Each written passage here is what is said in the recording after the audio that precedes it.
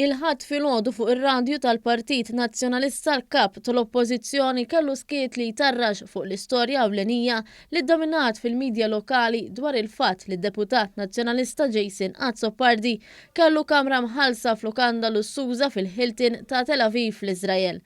Bernard Grech għad attent li ma jagħmel nebda referenza għal din l-istorja żvelata mill-Gazzetta Illum. Lil dak li kien iltaqa' miegħu qabel eżatt skattat il-kampanja għal kap nazzjonalista, Bernard Grech ma semmih imkien f'intervista ta' madwar kwarta fuq ir-Radju Nazzjonalista. Minflok infex jikkritika lill-Gvern fuq l-imxija. Dan fl-istess jum li sħarriġ tal-Malta Today wera l-biċċa kbira assoluta tal-Maltin ma jixtuqux lockdown bħala parti minn miżuri għat-trażżin tal-COVID-19. Is-soluzzjoni ta' Bernard Grech għall-imxija baqgħet waħda li kien semma.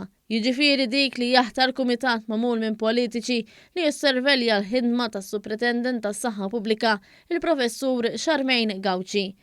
Dwar dan il-Kumitat ta' Sorveljenza fuq is-Supretendent tas-Saħħa Pubblika li trid l-Oppożizzjoni anke fuq ix-xandir nazzjonali lil Bernard Grech kienu ġibdulu l-attenzjoni dwar l-effettività ta' din il-proposta. Aħna ednilhom fost oħrajn ħalli naqralek biex anke m'għandhomx semmejt fid-diskors tiegħi jum ilu li jitwaqqaf sewwa kumitat ta' sorveljanza. Imma x'tieħu il-kumitat? Dan il-kumitat kif spjegajt jiena. Għax in-nies ma tihomx tort il-kumitat jaħsbu li qgħod jiddiskuti fil-kumitat.